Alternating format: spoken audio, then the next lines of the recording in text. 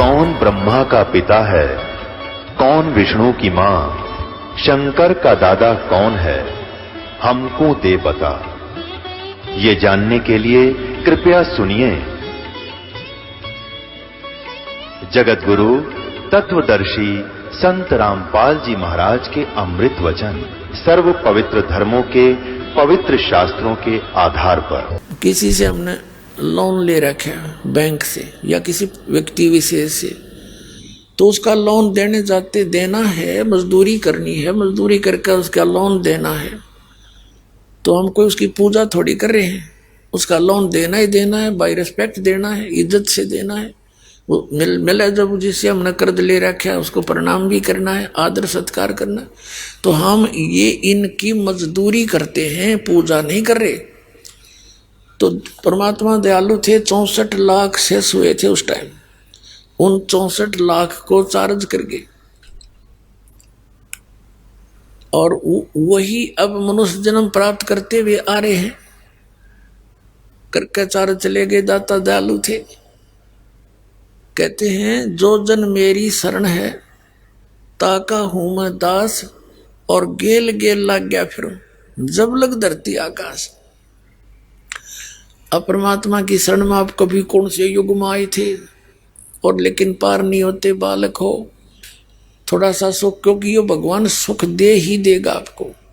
ये सुख का सागर है और उस सुख को पाकर हम फिर भूल जाते हैं भगवान को। यह सबसे बड़ी बीमारी हमारे। तो कबीर साहब अब ऐसी स्थिति में रखेंगे आपको कि कबीर साहब ने कहा है कि हे भगवान इतना सुख भी मत देना। कबीर साहब ने अपने ऊपर ही सारी बातें कह करके हमें समझाया है कि हे भगवान इसे सुख के आग लगो जिससे आपकी भक्ति में भूल पड़े, और ऐसा दुख दिए रखना दाता जिससे आपकी याद बनी रहे। सुख के माथे सला पड़ो नाम हृदय ते जावे, और बलिहारी व दुख के जो पल पल नाम रटावे। तो पुण्यात्मा पहले हम ऐसे ही गलती करते रहे, परमात्मा के चरणों में आते ही दुख दूर हो गए। जैसे कलयुग के जब आए थे दाता आज से 600 वर्ष पहले, तो सबको सुख हो गया, सबकी ब्रान माटी हो रही थी, और परमात्मा के आशीर्वाद से, नाम से, सत्संग के सुनने से, भंडारे करवाए दाता ने, तो सुख हो गए। और परमात्मा ने एक लीला करी थी, सब दूर हो गए, क्यों सब सुखी थे। तो इस प्रकार परमात्मा अब वो गलती दोहराने नहीं देगा आपको। अब जो प्रसंग चल रहा है उसी पर आते हैं कि अब जो आपके अंदर प्रेरणा है परमात्मा के पाने की, और आप भटक रहे हो, चाहे कोई संतोषी माता का व्रत रखे है, भगवान की साधना जरूर कर रहा है कोई न कोई, चाहे कोई मंदिर की, कोई हनुमान जी की, कोई गणेश जी की, तो किसी की भी कुछ ना कुछ वो, या कि तो फिर संतों के पास चले गए। जैसे ये राधा स्वामी इस काल के जाल में, धन धन सतगुरु वाले के काल के जाल में, और ये जय गुरुदेव वाले के, और ये सुधांशु जी, आसाराम जी, ये तेरे सतपाल जी, ये बालेश्वर जी, ये सारे काल के वो हैं प्रतिनिधि, और वहां चलेगी भोली आत्मा भगवान पाने के लिए। तो ये वो पुण्यकर्मी प्राणी है, ये पिछले जन्मों से मनुष्य जीवन ही प्राप्त करते हुए आ रहे। अब उनका दुर्भाग्य है कि वो ठीक ठिकाने नहीं पहुंच पाए हैं, अच्छी आत्माएं, लेकिन आप उनसे कई गुना अच्छी हो कि आप आगे इसकी शरण में, और उनके कद भाग जागेंगे, कदा खुलेगी उन बोली आत्माओं की, अनमोल जीवन नाश करने लाग रहे। अब पुण्यात्माओं इंटरनेशनल चैनल पे 5 वर्ष हो गए इस दास ने आवाज लगाते हैं, तुम्हारा रास्ता गलत, तुम्हारे गुरुओं के ज्ञान गलत, ये अधिकारी नहीं, ये साधना ठीक नहीं बता रहे। बता फिर तो भांग घनी पी रखी है तुमने, सुनते नहीं मेरे वाली तरह, नकलियां की सारी सच्ची मान रखी। तो पुण्यात्माओं अब ऐसी स्थिति आई हुई है कि इस परमात्मा के ज्ञान को प्रत्येक प्राणी पढ़ेगा, परमात्मा ने रजा गजब की बख्श राखी है। टीवी माध्यम से अमृतवाणी मालिक की अमर कथा सुनाई जा रही है। पुस्तकों के माध्यम से घर घर तक ज्ञान पहुंचाया जा रहा है अपने बच्चों, उसके बच्चों तक। अब ये पढ़ेंगे, इस अमृतवाणी के पढ़ने मात्र से ऐसे बहुत से भक्तों के, जो हमारे भक्त जाते हैं, वो कहते हैं हमने ये पुस्तक ही पढ़ी थी ज्ञान गंगा, और हमने एक डिमांड रखी थी भगवान का आगे, हमारी वह सफल होगी, अब नाम लेने भी आवांगे हम। बताओ, इसके पढ़ने तय सुख होने लगे, क्योंकि ये अमर कथा है। अरे राधा स्वामी वालों के पास कख भी नहीं, जोत लानी न छुटवा दी, ना हिंदू धर्म में घर घर में जोत जला करती, वह बंद करवा दी, क्योंकि ये तो काल के एजेंट है। न तो नाश कति भट्ठा बैठाना है आत्माओं का, परमात्मा वालियों का, कि कति भक्तिहीन हो जाए, नास्तिक हो जाए, लास्ट में भगवान है ही नहीं। ये तो यूं चाव है, और परमात्मा ये चाहता है इनमें आस्था बनी रहे भगवान की। आप आए, बीच बीच में संत भेज दिए, आज तक भक्ति जीवित राखी उस दाता ने इस समय के लिए। अब राधा स्वामी वाले धन सतगुरु ये बालियों की किस्से का देख लो, ना कोई जोत लगानी, अन्न की वाणी का पता है, अटपट माने। तो इन्होंने जो पुण्य कर्म बना करते थे थोड़े बहुत सब अध्याय के, इनकी राधा स्वामी धन सतगुरु वाले की वाणी पढ़ के देखो, कख भी नींद में, ना सतलोक का बेरा, ना सतनाम का इनको, तो वाणी है कोई। तो अमर वाणी जो महापुरुषों, जो परमात्मा प्राप्त संतों से और प्रमाणित सदग्रंथों में जो से पढ़ने से जो लाभ होता है, वो तुरंत असर करता है। उससे ज्ञान यज्ञ और कुछ पाप ऐसे होते हैं हमारे अंतःकरण में, जो परमात्मा की महिमा सुनने से नष्ट हो जाते हैं। कुछ प्रकार के पाप होते हैं, तो वो कुछ पाप नरम होते ही, कम होते ही आत्मा में परमात्मा की चाह उत्पन्न होती है। जैसे रोगी व्यक्ति होता है, और रोगी व्यक्ति को जैसे ज्वर है, किसी को मलेरिया है, और उसको कोई खाना खिलाने के लिए कहता है कि एक रोटी खा ले, रोटी का ग्रास मुख में रखता है, थूक देता है, कड़वी लगती है। मनुखा दाख, संतरे, सेब, वो कहता कड़वे लगते। अब वो वस्तु पदार्थ कड़वे नहीं है, कड़वा तो उस जवर ने उसके शरीर की व्यवस्था बिगाड़ दी, जिस कारण से स्वादिष्ट पदार्थ भी कड़वे लग रहे। तो जिनके पाप कर्म बढ़ जाते हैं, पाप कर्मों का जवर जिनके ऊपर होता है, उनको परमात्मा की वाणी, परमात्मा का ज्ञान कड़वा लगता है, अच्छा नहीं लगता। बाकी और कुछ भी करते रहते हैं, वो करते रहेंगे। फिर उस जैसे किसी को जवर हो गया और खाना अच्छा नहीं लगता, उसका ट्रीटमेंट क्या है?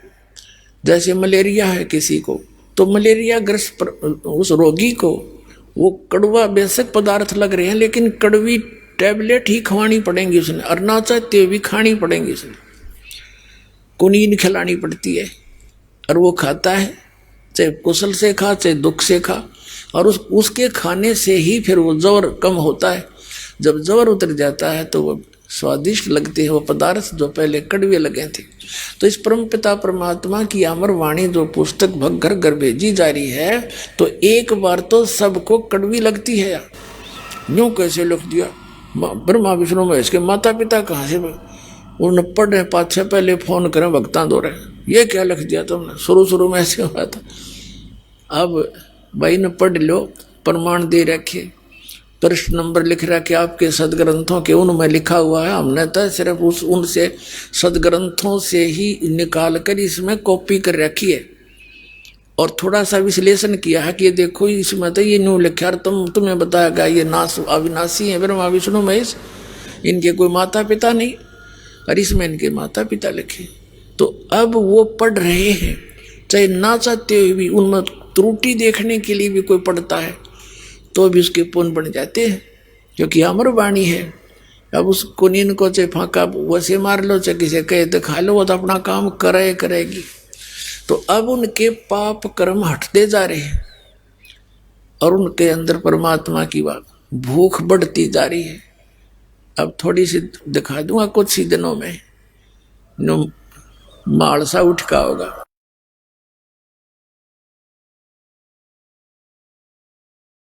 इस परमात्मा की अमर वाणी जो स्पीकर लगा के सुनाई जाती है, घर घर में चलती है, पड़ोसियों को भी लाभ होता है, ये सत्कर मान लेना।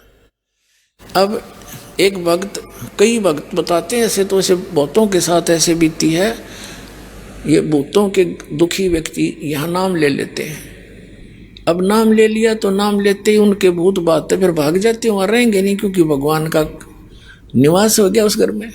तो फिर पड़ोसियाँ के जाएंगे अपने दूसरे और कहीं जाएंगे, तो दूसरे ये कहते हैं कि तुमने हमारे ऊपर जंतर मंत्र करा दिया और सारे भूत हमारे छोड़ दिए। अब कमाल के आदमी हो, आम जंतर मंत्र जानते नहीं, ना पकड़ना जानते, भूता ना छोड़ना जानते। हम तो एक ऐसी भक्ति विधि बताते हैं, जैसे जिस घर में ऑल आउट लगा दी, ऑल आउट लाए पाछे फिर मच्छर आप पे बार दूसरे के चले जाएंगे जिनका ऑल आउट को नहीं। तक परमात्मा की यह वाणी और ये मंत्र, ये भक्ति दे दी जाती है, ये ऑल आउट है, वहाँ नहीं रह सकते। कबीर साहब कहते हैं देवी देव ठाड भये, ये देवी देवता मेरे आगे आके खड़े हो गया हाथ जोड़ के, हमको ठोर बताओ। तो कबीर साहब कहते हैं जो मुझको पूजे नहीं उनको लूटो खाओ। कबीर साहब के सामने सब देवता ये भूत पितर आगे खड़े हो गए, न बोले जी ये भगवान जो आपकी पूजा करते हैं वो हम हमें तो मानते ही नहीं, अब हम हमें जगह बताओ कहाँ जाएं। परमात्मा बोले जो मुझको पूजे नहीं उनको लूटो खाओ, बाकी मेरे भक्तों के पास मत आ जाना, खबरदार। तो चले जाते रहते हैं। तो ये परमात्मा की वाणी ना स्टार्ट हो जाती, ये खिसक जाते हैं अपने आप। तो वो भगत बताओ इन्होंने कहा जी वो पड़ोसी दूसरे भाई चाचे ताऊ हमारे शरो हैं, तुमने हमारा जंतर मंत्र करा दिया, तो उनको भी ये कहो भी आप भी ऑल आउट ले लो, आज जो हमारे साथ चलो, ये सारे भाग जाएंगे सबके। तो वह उनके भाग में को नहीं। तो कहने का भाव ये पुण्यात्माओं जो प्रसंग है वहीं आते हैं। अब आप जी उन पुण्यात्माओं में से हो, साधों से ती मस्करी चोरों नाल खुशाल, ये मल अखाड़ा जीतेंगे भाई युगन युगन के माल। माल माने पहलवान। अब पहलवान जब उसकी आमना सामना होगा कुश्ती का, तो वही हारे जीतेगा, वही विजयी होगा जिसने पहले एक्सरसाइज कर रखी हो। तो पुण्यात्मा तुम युगों युगों के माल हो, युगों युगों से भक्ति के लिए तड़फ रहे हो, चल रहे हो, फिर रह जाते हो किसी गलती से। तो अब वो समय मिल गया आपको, अनेकों कष्ट उठा के, और जय इसने चूक गए, ये सत्कर मान लेना। फिर ना जाने कितने हजार युगों के बाद ये समय और ये भक्ति आपको मिलेगी।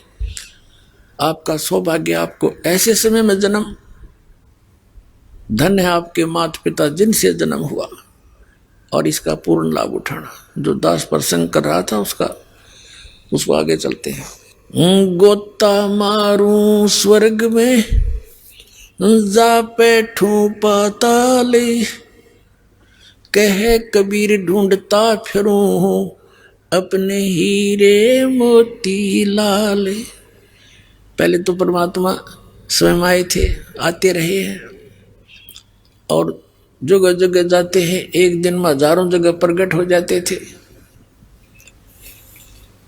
और अपनी प्यारी आत्माओं को कहीं भी खड़े होकर के जैसे मदारी तमाशा दिखाया करें, ऐसे खड़े होकर के अपने मुख कमल से वो सच्चिदानंद घन ब्रह्म की वाणी बोलने लग जाते, अपनी वाणी। अब पर आत्मा को तो वो कसक है उस मालिक की, उस वाणी की, भगवान की, परमात्मा की वाणी सुनकर चिपक जाते, सैकड़ों की संख्या में इकट्ठे हो जाते, फिर कुछ नाम ले लेते, फिर बार बार जाते दाता। ऐसे आपको रह रहकर चार्ज कर रहे हैं। तो अब मालिक ने दूसरा तरीका अपनाया, आपको शिक्षित किया, अक्षर ज्ञान युक्त किया, और ये जो इंटरनेट वगैरह और ये जो चैनल बनाए परमात्मा ने, टीवी चैनल है, मोबाइल वगैरह बनाए। ये दाता ने दिया बुद्धि, ना जीव सतर की नहीं है जो कितनी बात बनावे। उस परमात्मा ने इसलिए दिया है कि ये ज्ञान अब अपने बच्चों तक इस तरीके से पहुंचाऊंगा, ये शिक्षित हो गए। जिन सदग्रंथों को ये सत्य मानते हैं, चाहे किसी धर्म मजहब का में है, और उन्हीं में ये प्रमाणित कर दिया जाएगा कि हु इज गॉड, तो फिर ये आसानी तो पहचान लेंगे। अभी तक ये नकली संत मूर्ख बना देते थे कि झूठ बोलते हैं, ऐसा कहीं नहीं लिखा है हमारे सदग्रंथों में। तो इस जो बाधा थी अपने बीच में, भगवान की और अपने बीच में, वो इस अक्षर ज्ञान से निकल सके थी। नहीं तो इस अक्षर ज्ञान ने हमारे को बेईमान बना दिया, अभिमानी बना दिया। एक छोटी सी पोस्ट हो जाती है, कोई IAS IPS लग गया, मंत्री बन गया, मुख्यमंत्री बन गया है, अरे इतना आकड़ हो जाए इसमें, इस जीव के अंदर। और यह काल का जाल है।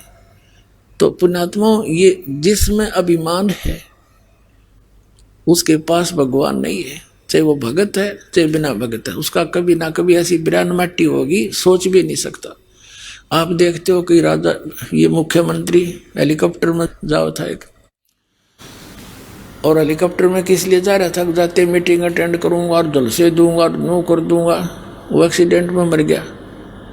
अब क्या बनेगा?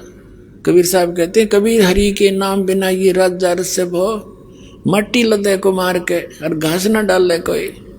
कितना बड़ा मुकदमा मोल ले लिया बे मतलब में। तो परमात्मा के इस ज्ञान से जीव ने अपनी स्थिति का पता लगता है कि मैं के सौदा है। अंडी पा क्या अंडा अभिमान करे, अधरंग मार जा है, बांगा मुंह हो जा, मुंह मग माखी बड़र लकड़े, पड़ा पड़ा टट्टी जा माए सड़े, क्या का अभिमान इस जीव को। तो परमात्मा कहते हैं, आधिनी के पास है ये पूर्ण ब्रह्म दयाल, मान बड़ाई मारियो बेअदबी सरकाल। तो इस शिक्षा ने हमें बिगाड़ा है, ये टीवियों ने बिगाड़ दिया। परमात्मा ने किस उद्देश्य से दिए थे मानव को ये, और हमने प्रयोग कैसे शुरू कर रखे हैं। इनको देख लो, न्यूज चैनल या वैसे फिल्म वाले चलाते हैं, कोरी बकवाद समाज में भर रहे हैं, ठोक रहे हैं। ये बालकों ने क्या पता तुम क्या खा रहे हो, विष खा रहे हैं। सारा दिन आप क्या सुनते हो, न्यूज सुनते हो, और क्या सुनते हो, कोरी बकवाद आदि सारी झूठ, 90% बकवाद करते और उस नाम सत्य मान लेते हैं। जैसे हमारे साथ क्या किया था इन सब ने मिलकर, मीडिया ने भी सहयोग दिया, इतनी बकवाद गढ़ दी हमारे बारे में, झूठी अफवाह फैला दी। आम जनता ने सोचा जो टेलीविजन में अखबारों में बात छपती है वो सच्ची होती है, लेकिन अब वह स्थिति कति विपरीत होगी। तो इन्होंने क्या दे दिया समाज को, इनके पाप बढ़ा दिए। अब हम इसका सदुपयोग करेंगे। परमात्मा ने इसलिए दिया था, यो कुछ दिनों में देख लेना, ज्ञान हो जाएगा जब पुण्यात्माओं को इन टेलीविजनों पर परमात्मा की चर्चा चलेगी तो यह चलेगी ना, दूसरी नहीं चलेगी। बंद करवा देंगे इनको लोग।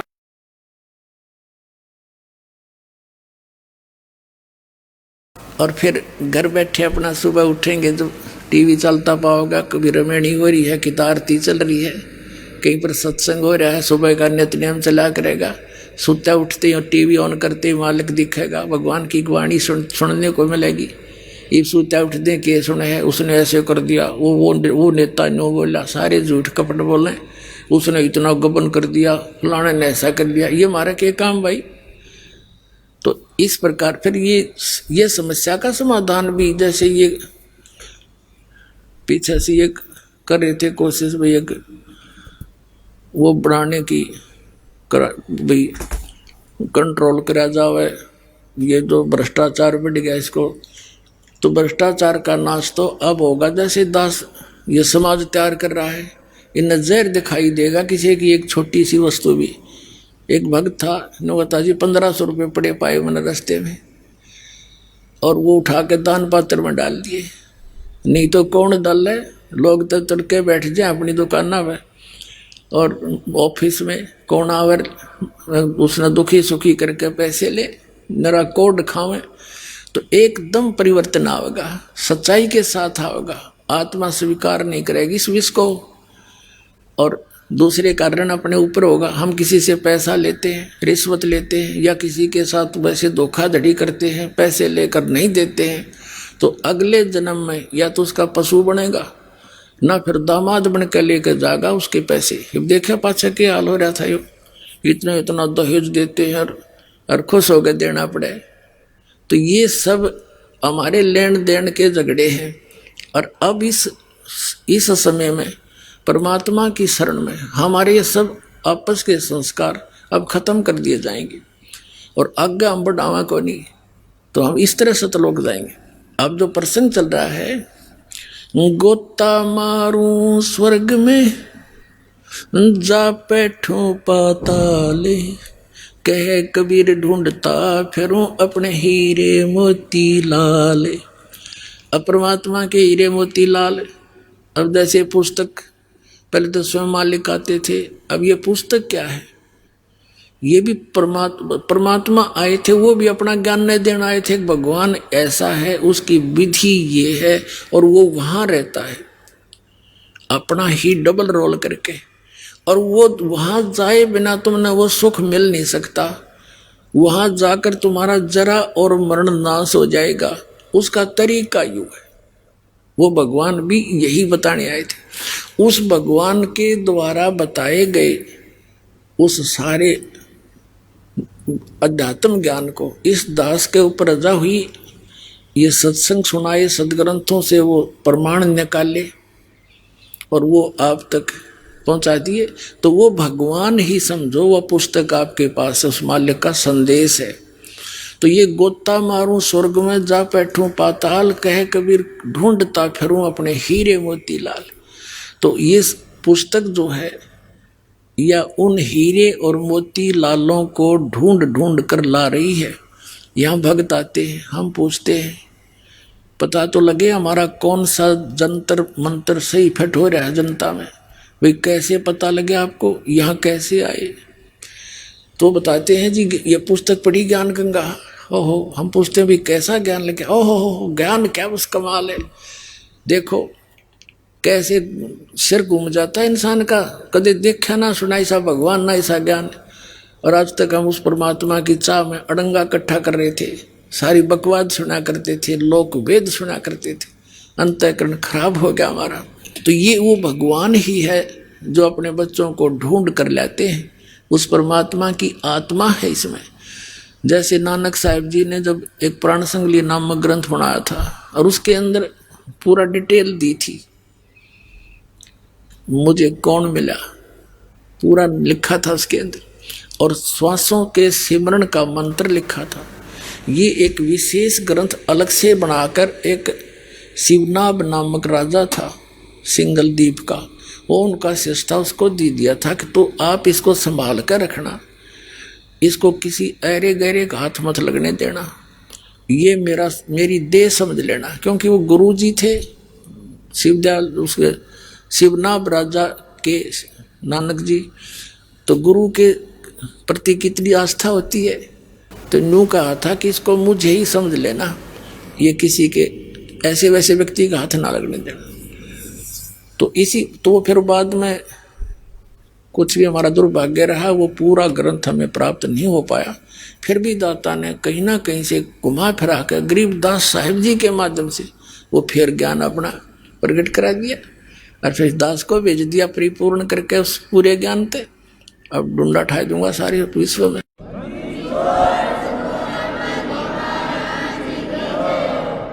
अपने आत्माओं, आपको बताया कि 2 प्रकार से मानव शरीर मिलता है। एक तो टर्न वाइज मीन 84 लाख योनियों, कुत्ते गधे सूअर जंगली जानवर बोल बन बना के फिर एक मानव शरीर तो मिलता ही मिलता है। और एक आपको बताया कि पिछले जन्मों से मनुष्य जीवन से ही मनुष्य जीवन प्राप्त होते आ रहे हैं, उनमें और उनमें अंतर होता है। उनमें और उनमें बहुत अंतर होता है। जो सीधे मनुष्य जीवन से आए हैं वो तुरंत भक्ति पर लग जाते हैं, उनमें बकवाद घनी नहीं होती। बेशक जब तक संत शरण में नहीं आते और जैसे माहौल समाज में रहे उनमें थोड़ा बहुत अड़ंगा भर जाता है, लेकिन वो इतने अधिक निर्मल होते हैं वो तुरंत ही उनका मैल उतर जाता है। और दूसरे जो आते हैं टर्न वाइज, उनका अंतःकरण तो इतना मैला होता है जैसे ये मोटरसाइकिल के जीपा के मैकेनिक होया करें जिनके कपड़े इतने काले हो जाए उनके कलर का बिना बेरा ये कौन से कलर के हैं। अब एक तो उस कपड़े ने धोए जैसे डेली पैर रखा हो, शाम ने धोए थोड़ी सी साबुन में उसे चमक जा, हर एक उस मिस्त्री वाले कपड़े ने धोने लग गए उसमें कितना समय लगेगा। लेकिन साधन ठीक हो तो वो भी साफ हो सकता है, ऐसी बात नहीं।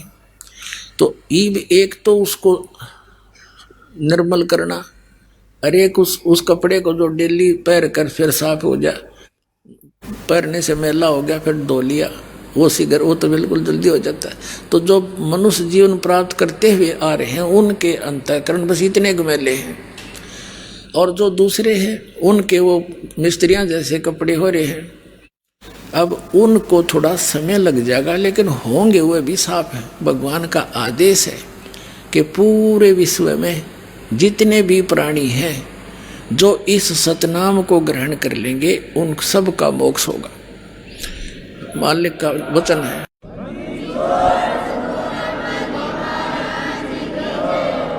और जैसे ये पशु पक्षी हैं, चींटी है, और जैसे बंदी छोड़ कितने दयालु है, जैसे बच्चा ने नाम ले लिया, बहन बेटी भाइयों ने, ये कहीं भी जाते हैं रिश्तेदारी में बैठते हैं, ये जाते ही परमात्मा की चर्चा सुनाते चलाते हैं।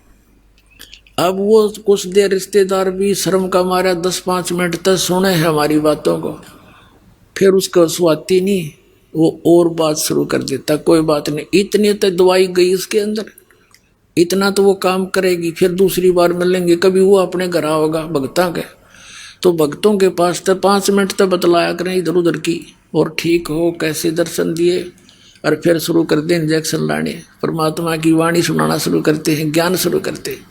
तो धीरे धीरे वो जो ऐसे अंतःकरण वाले हैं वह भी साफ होने लग जाएंगे, और फिर एक दिन उनके अंदर भी प्रेरणा चाह बनेगी भगवान की। कहीं पर मोबाइल से चल रहे हैं ये परमात्मा की महिमा शब्द आरती, तो इन चींटियों पर, पशुओं पर, पक्षियों पर, आम व्यक्तियों पर भी इस मालिक की वाणी का प्रभाव धीरे धीरे पड़ रहा है।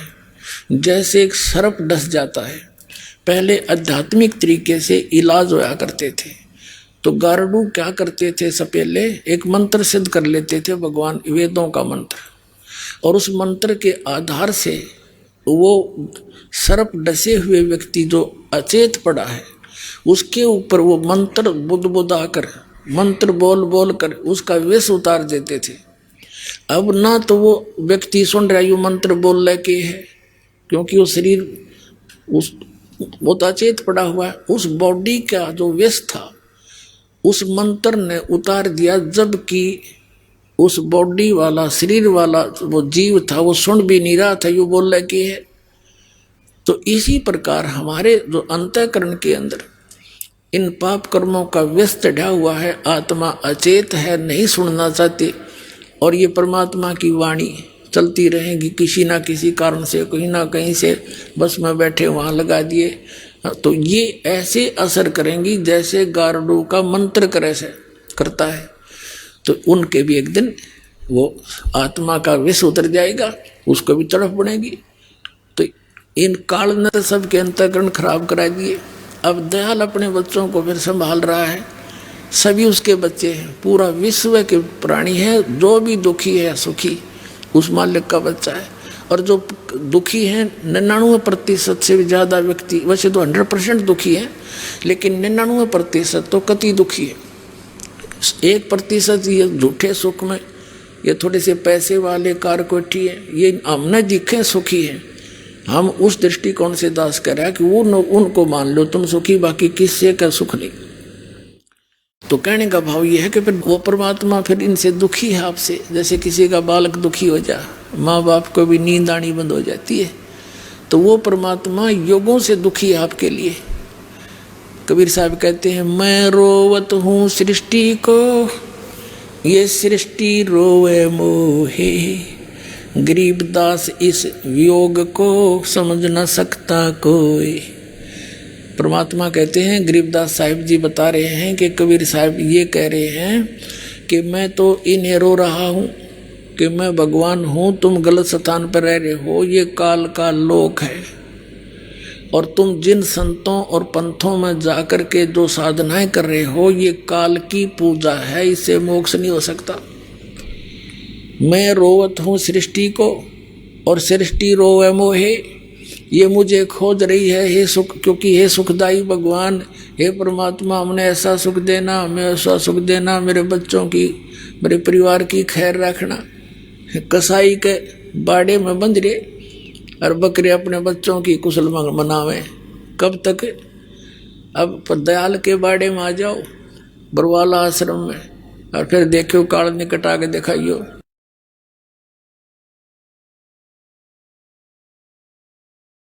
अब परमात्मा अपने उस विधान अनुसार गोता मारूं स्वर्ग में, जा बैठूं पाताले, गरीबदास ढूंढता फिरूं मैं अपने हीरे मोती लाल।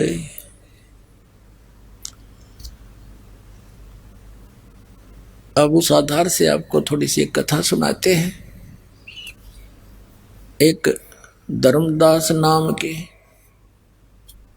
बांधवगढ़ के रहने वाले एक सेठ थे, बहुत बड़े वैश्य कुल में जन्म था। एक रूपदास नाम के एक संत से उन्होंने उपदेश ले रखा था। श्री राम, श्री कृष्ण, श्री विष्णु, श्री शंकर भगवान के कट्टर पुजारी थे। एकादशी का व्रत रखते थे। 65-70 साल की उम्र हो गई थी। घर में मतलब वैष्णव साधु जैसा वेशभूषा बनाकर, एक तिलक लगा के माथे पे, और एक कंठी माला गले में डाल कर, एक उसकी तुलसी के लकड़ी की, यानी पूर्व जो भी वैष्णव परंपरा से दीक्षित प्राणी जो व्यक्ति होते थे, उनको ये ऐसी वेशभूषा बना देते थे वह संत जन। और रूपदास जी ने जो साधना बताई थी, गीता जी का नित्य पाठ किया कर, राम कृष्ण की पूजा किया करो, राम कृष्ण विष्णु शिव जी की, और एकादशी का व्रत रखो, 68 तीर्थों में जाने से बड़ा पुण्य होता है। तो काल प्रेरणा से वो ज्ञान प्राप्त श्री धर्मदास जी 68 तीर्थ पर भ्रमण करते हुए, क्योंकि लास्ट समय आ रहा था उसके जीवन का, उसने सोचा 68 तीर्थ कर लूं। धन बतेरा लड़का था उसका, एक वो युवा हो रहा था, उसने काम संभाल लिया था। उसने सोचा लास्ट समय चल रहा है जीवन का, जैसे गुरु जी ने बताया सारा ये काम कर चालूं। अब जिसको भगवान की चाह वो तन मन धन से लग जाता है। अब पुण्यात्माओं, आदरणीय गरीबदास साहिब जी ने परमात्मा से प्राप्त अपनी दिव्य दृष्टि के बाद उस आत्मा और परमात्मा का जो संवाद हुआ और जैसी लीला भगवान किया करते हैं, वो चित्रार्थ की है, सुनाता हूं आपको। आपको दास ने बहुत बार बताया, इन वेदों और गीता जी और पुराणों का ज्ञान दास को सन 2000 में हुआ। उससे पहले सन 1988 से सन 2000 तक 12 वर्ष तक इस दास ने इस गरीबदास साहिब जी की वाणी के आधार से सत्संग किया, और इसके आधार से जो सत्संग किया वो भी हमारे जो पुराने भक्त उनको सबको मालूम है। वो कैसेट अभी तक उनके पास उपलब्ध है। और फिर ये सदग्रंथों प्रमाण देखे, ओए होए। अब क्या बताते हैं, जैसे गरीबदास जी कहते हैं, सतगुरु आए दया करी, ऐसे दीन दयाले, बंदी छोड़ वृत्तास का, जठरग्नि प्रतिपाले। गगन मंडल से उतरे सतगुरु पुरुष कबीरे, गगन मंडल से उतरे सतगुरु पुरुष परमात्मा कबीर। तो वो ऐसे वो भगवान आते हैं, और ये वेदों में प्रमाण दे रखा है कि वो परमात्मा सतलोक में रहते हैं, वहां से गति करके आते हैं। जैसे गरीबदास साहिब जी ने कहा है, जाखी वेख कबीर की, नानक कीती वा सखा के गल पड़ी, इब कौन छुटावेता। अब जैसे नानक साहिब जी ने परमात्मा की झांकी देख कबीर की, कबीर परमेश्वर का सचखंड में सतलोक में वो दृश्य देखे, वहाँ के सतलोक का और परमात्मा की वहाँ सारी व्यवस्था का झांकी होता है, नज़ारा। जैसे 26 जनवरी के ऊपर आप देखते हो, या 15 अगस्त पर प्रत्येक स्टेट अपनी अपनी झांकी माने उस स्टेट में किस प्रकार की कल्चर है, वहाँ का क्या कुछ रहन सहन है, क्या उसके अंदर कैसे तीर्थ स्थान है या कोई फैक्ट्री लगाई है, उनके एक बना करके वो मॉडल से, और वो अपने अपना प्रदर्शन करते हैं, उसको झांकी बोलते हैं। ये पंजाब स्टेट की झांकी या हरियाणा राज्य की झांकी आ गई। तो उस झांकी का अर्थ है वो पूरा दृश्य, उसमें क्या कुछ हो रहा है। तो गरीबदास जी कहते हैं, झांकी वेख कबीर की सतलोक में, नानक कीती वाह, ओए वाह तेरे की वाह, वाह गुरु, ये है वो भगवान सचमुच सही। और कहते हैं अब सिखों ने वाह गुरु पकड़ ली, वाह गुरु, हमने कहा वाह सिखा के गड़ पड़ी, कौन छुटावता। अब नानक साहिब जी ने किस दृष्टिकोण से वह शब्द बोला था, लेकिन उन्हें गुप्त रखना अनिवार्य था, इसलिए वाह वाह वाह वाह का शब्द भी गाया, वाह वाह ऐसा है, वाह वाह सर्वशक्तिमान है। अब वाह वाह तो वो कौन था, वो दानक रूप रहा करतार। तो वहां का जो नजारा है, वो परमात्मा वहां रहते हैं, वहां से गति करके आते हैं। जैसे आपको बताया इन महापुरुषों को वो मिले, तो यहाँ क्या बता रहे हैं, दर्जन दे का रूप शैल वृंदावन कीनी, तहाँ मिले धर्मदास करत हैं बहुत अदीनी। एक विशेषता होती है, जो भक्त बीज होता है पिछले जन्मों के, जिसके अंदर संग्रह भक्ति होती है, या भक्ति स्टार्ट होने के बाद उसमें कुछ परिवर्तन अवश्य आता है, वो अधीन होता है। जैसे और जब तक अधीन नहीं होगा भगवान, उसमें कुछ भी नहीं हो, तो व्यर्थ का प्राणी है। जैसे आपने सरसों देखी होगी, सरसम का पौधा, सरसम का जो पौधा होता है, वो जब तक उसकी फलियों में दाने नहीं होते, यानी दाने जो सरसों के दाने जब बनते जाएंगे, तो सरसों अपने आप झुकना शुरू कर देगी।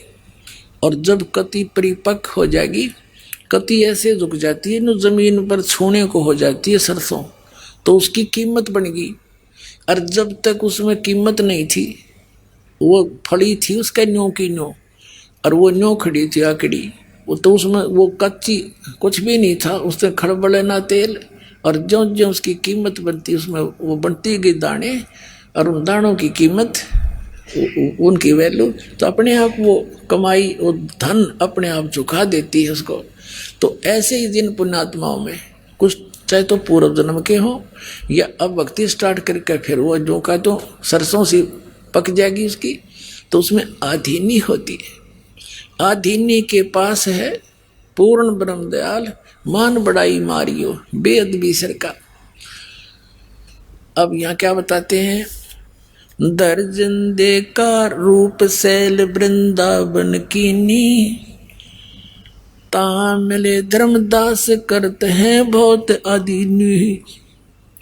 जिंदा महात्मा का रूप बना के, जिंदा महात्मा के रूप में आदरणीय नानक देव साहिब जी को मिले थे, जिंदा महात्मा के रूप में आदरणीय धर्मदास साहिब जी को मिले थे, जिंदा महात्मा के रूप में आदरणीय दादू साहिब जी को, आदरणीय मलुकदास साहिब जी को, आदरणीय गरीबदास साहिब जी को इन्हीं जिंदा महात्मा के रूप में मिले थे। आदरणीय गीसा दास साहिब जी को जिंदा महात्मा के रूप में मिले थे।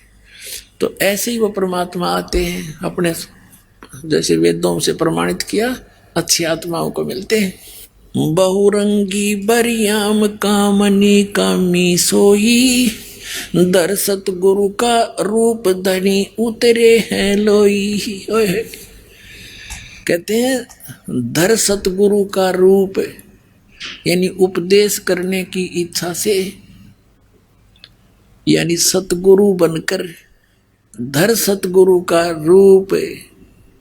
और धनी, धनी यानी कुल का मालिक, वो ही उतरे हैं। बहुरंगी वरियाम कामनी कामी सोही, दर सतगुरु का रूप धनी उतरे हैं लोई। परम उजागर ज्ञान दान बहुरंगी बाना, तहाँ मिले धर्मदास आचार विचार दीवाना। धर्मदास मिला और इस कर्म कांड में दीवाना हो रहा था, उन नकली नामों पर, नकली भगवानों पर दीवाना हो रहा था। धर्मदास जी अपना नित्य कर्म करते थे जो बता रखा था। परमात्मा निकट जाकर बैठ के जब उसने सारा कर्म कांड कर लिया, गीता जी का पाठ भी कर लिया, तब परमात्मा ने कहा, पुण्यात्माओं आप तो बालक बुद्धि है आपकी, क्योंकि आप इतने मैच्योर माइंड हुआ नहीं इस अध्यात्म के अंदर। वो परमात्मा हम 2 कौड़ी के जीवों के लिए भटक रहा है, क्योंकि हम उसके बच्चे हैं। अपने बच्चों के लिए अपना पिता माता ही दुखी हुआ करते हैं। धर्मदास को, एक 2 कौड़ी के जीव को तो महाराज जी कह रहे हैं परमात्मा, और अपने आप को नौका मैं एक जिज्ञासु हूँ महाराज जी, और मुझे भक्ति मार्ग चाहिए। और धर्मदास क्या बातें करता है, किस प्रकार बोलता है।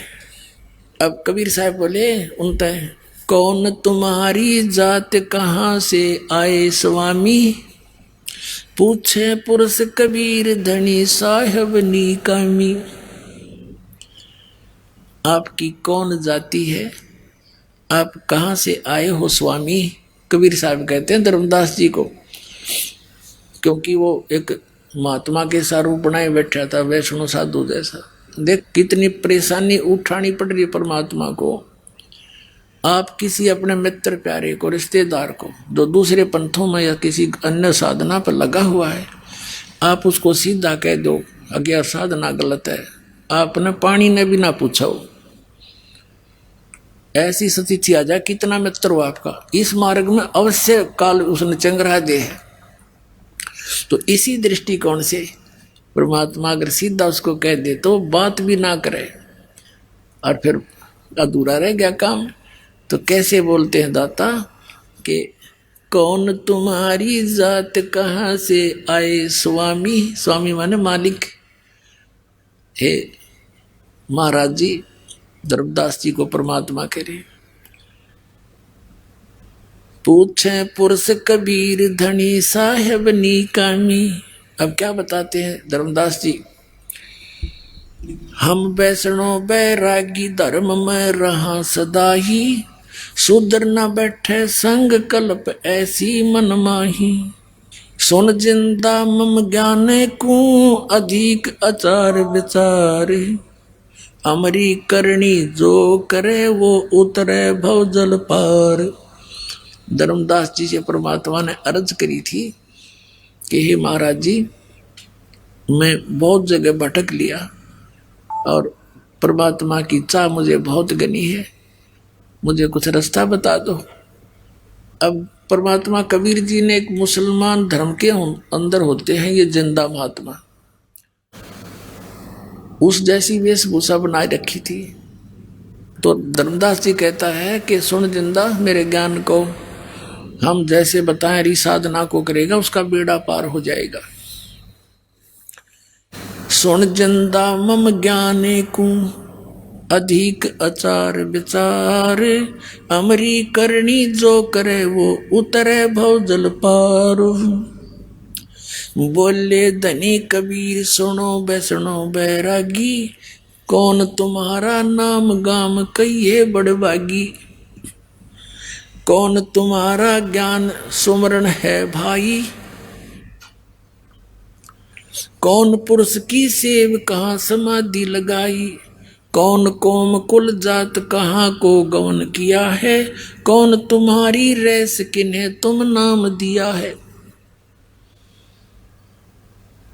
को आसन को गुफा के भर मत रहो सदा ही, शालिग सेवन कीन अति बहुत अति भार उठाई।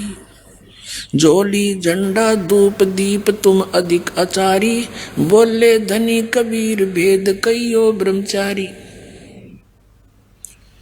अब परमात्मा ने पूछा कि किस तो भगवान की तुम पूजा करते हो, आप कहीं आपका कोई आश्रम है या ऐसे ही भ्रमण करते रहते हो, आपका क्या नाम है, कहाँ से आए हो।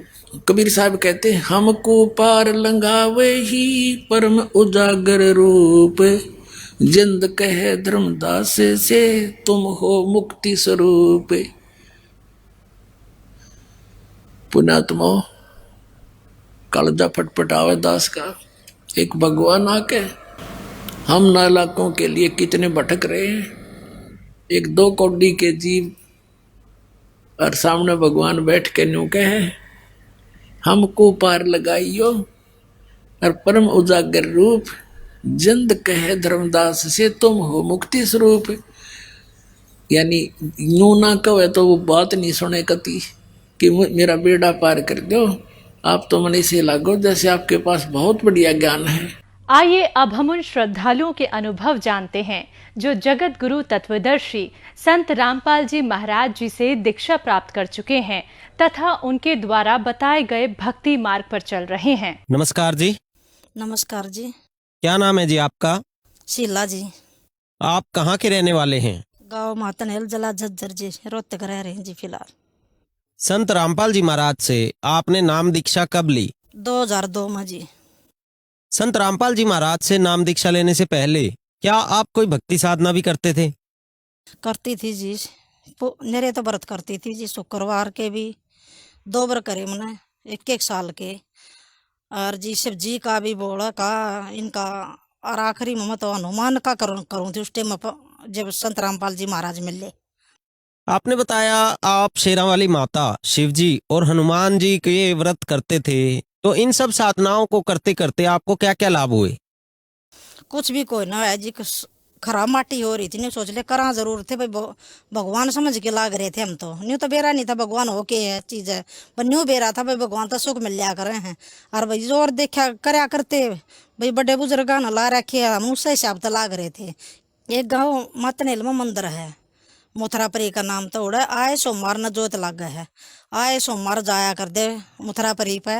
और बड़े वाला लड़का ईसा हो रहा था, उसमें इतने भाव थे भाई, वो लड़का भी मैंने लगा दिया था अपनी ये तरिया। वो जब स्कूल में जाया करता, जब सोमवार न उड़ा जोत ला के आ जाया करता, ये भक्ति कराया करते। उन्हें दुखी बहुत थे। एक तो गुड़िया थी वाड रहा करती, किलकी मारा कर दी, अच्छे छोटे बालक थे, इसकी 95 की बात से या गुड़िया हो रही थी। और उस टाइम में एक तो गां मरी, फिर बाछड़ी मरी थी। मेरा बड़ा लड़का बीमार हो रहा था, उसने दादरी लेके गए थे, बहुत खतरे में था। मेरा मकान का स्वामी भी जे डॉक्टर है, हमारा तो अंकल लग गया करता, वो बुला के ले आए। उसने देखा बोला भाई इसने जितना जल्दी हो इसने ले जा, छोरा तो मुश्किल लगा है बचना। और 2-3 बार गाड़ी वाला ने कहा, गाड़ी वाला थोड़ा लेट हो गया, फिर बार बार उसने 2 चक्कर काटे। अंकल ने बोला भाई ले जा, तो गाड़ी वाला ने जल्दी बुलाओ। दादरी लेके चले गए। दादरी लेके जाने के बाद में लड़का कति न्यू मुट्ठी न्यू भीचा था, न्यू झटके से मारा था। फिर उड़ा तो उन्हें भेज दिया बयानी भारतवाज का। फिर उस टाइम में मेरी सास भी मर गई थी, इसके पापा लेके जा रहे थे इसने। और गाय थी, गाय भी मर गई थी। फिर उसकी बछड़िया थी, वह भी मर गई थी। और गुड़िया भी झटके से मारने लगी थी, कति इसका ताऊ तो और सारे हाथ मसड़े थे। फिर गुड़िया ने जुलाना लेके गई थी मैं, फिर उड़े दिखा के ले आई थी। उसके बाद में नहीं भाई कि वह गुड़िया डर रहा है, अच्छी शानी हो गई थी। मेरे शरीर में, पिंडिया में और शर्म में सारी बार दर्द रहा करता, सारी बार गोली लेनी पड़ा कर दी। सारी बार लुगड़ी बांधी रहा कर दी शाम ने तो है ना पाया करे नाता का चुन्नी बांध के पीछा छुट्टा कर दा। बहन जी, शिव जी भगवान की भक्ति साधना करने के साथ साथ जब आप अन्य साधनाएं करते थे तो उन सब साधनाओं से आपके घर में दुख ही दुख आ रहे थे। आपके बच्चे बीमारी से ग्रस्त थे और आपके शरीर में भी परेशानी रहती थी। तो फिर संत रामपाल जी महाराज की शरण में आप कैसे आए? एक संतोष है, उसने बताई थी एक बार वह आ गई हमारा करना है। और तो वह ने बोली बे तू राम का नाम ले ले। मैंने बोली बे राम का नाम क्या वो है?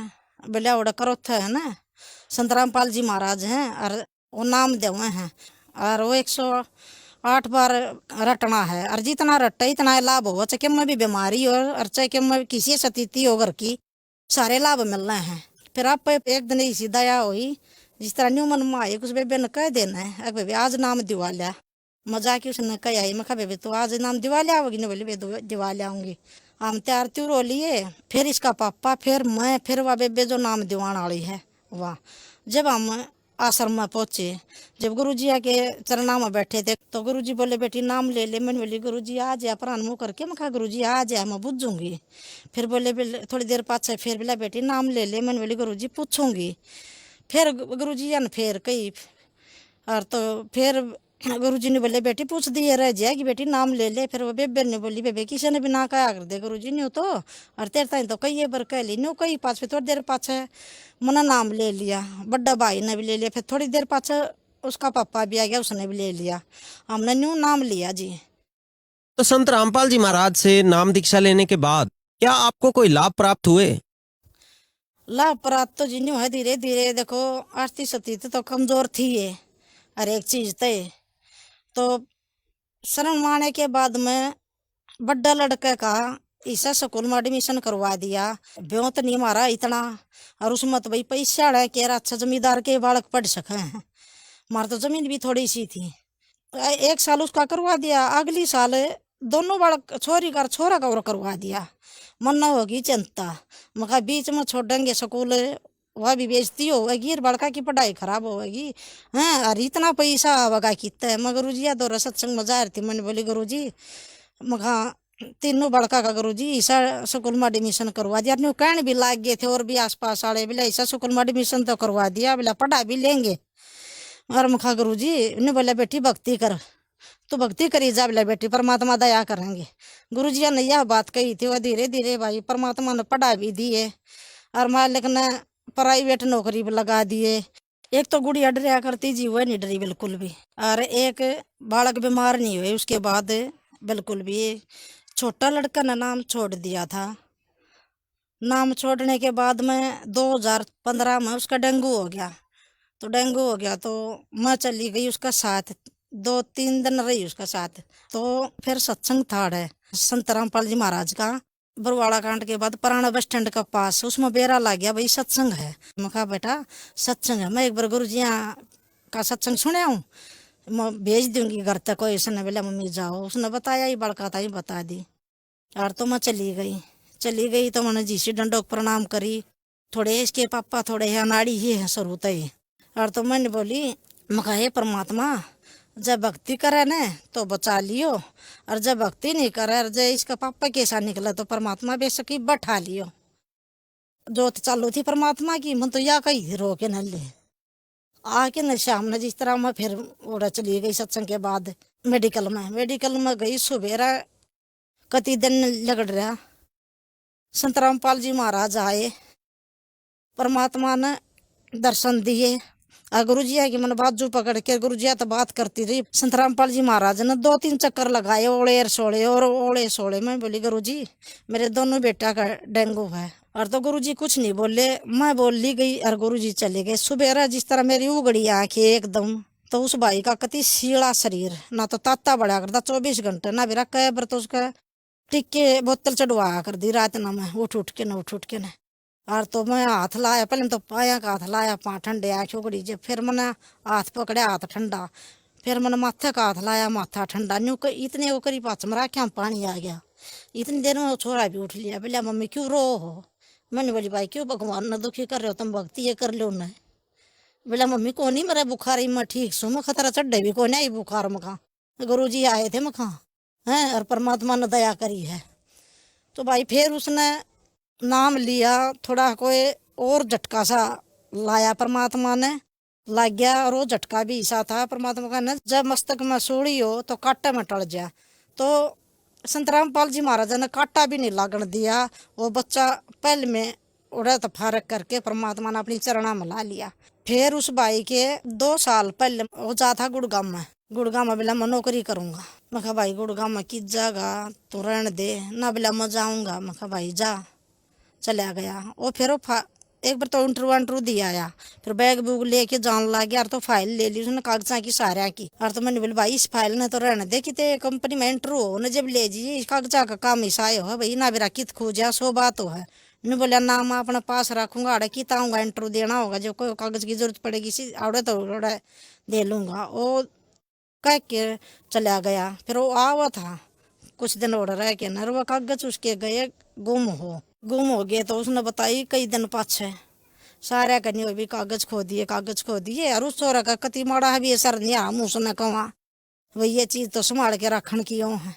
और उसका कोई असर नहीं, कितना नौकरी में लगी क्यों होगा। नहीं बोला जो करेंगे परमात्मा करेंगे, आप आ जाओगे आप घर ना आओगे। नहीं करिए गया वह कागज तो घर ना आए पर और बनवा लिए। पर वह और बनवाना था पहले में बिना कागज मिल ली। परमात्मा ने उस छोटा लड़का था नौकरी दे दी मानेसर में, और वो फिलहाल ही नौकरी कर रहा है। 2 साल हो गए। एक बार में तूड़ा लेने चले गए सत्संग में, आके न कपड़े सुखा रखे तो न्यू के न्यू पैर लिया आके ना मन ने देखा को नहीं के लाग रहा के नहीं। जो दिन ऊपर को होता गया जो मेरा ज्यादा तकलीफ होने लगी। फिर वो पछी न देखे भी सारे बोले ये ठीक के लाग रहे हैं। मन देखा फिर गुरु जी का ज्ञान इतना तगड़ा था भाई, नहीं बेरा था भाई कुछ भी को नहीं हुआ, किसी ने कर दिया तो कर दिया। न्यू करती ज्यादा दिक्कत बढ़ती करी। जब मुद्दी सो तो मुद्दा बड़ दर्द हो जाए, सीधी सो तो सीधा बड़ दर्द हो जाए, इस बड़ करोट लियो तो इस बड़ दर्द हो जाए, चारों बड़ दर्द हुआ। तो इसका पापा बोला जा बेटा तेरी आंटी ने बुला के लिया, जिसने नाम दिवा था मेरे ताई उसने बुला के ले आए। वो बोला बे गुड्डी देखे न्यू नहीं हो रहा है, ये बोले ये ठीक रहे न्यू करो आप आश्रम में जाओ और गुरु जी तो प्रार्थना करो। ले हम उड़ता चल पड़े आश्रम में। और वानी बोली बूझ लिए गुरु जी ने, गुरु जी ये कपड़े नहर में बवा वहाँ के फूका। तो गुरु जी हम गए जब परमात्मा ने सामने न्यू बैठे थे, हम चले गए। गुरु जी तो बात हुई तो दर्द घना था जिस तरह न्यू बिनाड़ ना हुए थी। गुरु जी का आगे बैठी, गुरु जी तो बता दी माँ गुरु जी न्यू दिक्कत से और परमात्मा ये कपड़े फूका के करा ना। बोला बेटा इसे नए कपड़े कितना फूकड़ ना हो क्यों बगाओ, फिर ये बोला बेटा कुछ ना हो। और मैं बैठी न्यू करूँ माँ न्यू देख लूँ दर्द से ना बीबी तो माम तो भाई वाई बात जी हमने के बेरा। और तो बिल्कुल भी दर्द नहीं था। उस दिन के बाद को नहीं दिक्कत हुई मेरे, यो आराम होया परमात्मा की शरण में जाने के बाद में। और एक गुड़िया जब जिस तरह उसने पेपर देने जाना था और वह जान नहीं पाई थी। और तो जब गुरुजी तो प्रार्थना करी थी गुरुजी मैं तो पुस्तक सेवा कर लूंगी। गुरुजी बोले जब गुरुजी ने कोई थी जाओ बंदी छोड़ के मेरी बेटी बोला सेवा करिए बोला बेटी ऐसा रिजल्ट आओगा कदे भी नहीं आया। जो वह पास हुई ना 9वीं क्लास में थी कि 10वीं में थी, जो वह मेरिट आई थी पूरा स्कूल में। बहन जी संत रामपाल जी महाराज से नाम दीक्षा लेने के बाद आपको बहुत से लाभ प्राप्त हुए। आपके परिवार में जो शारीरिक बीमारियां थी वो सब दूर हो गई। तो आज लाखों श्रद्धालु आपको सुन रहे हैं, आप उन्हें क्या संदेश देना चाहेंगे? हम तो जी प्रार्थना कर रहे हैं हाथ जोड़ के भाई संत रामपाल जी महाराज से नाम दीक्षा लेकर अपना कल्याण करवाएं। धन्यवाद जी। सच्चाई जी।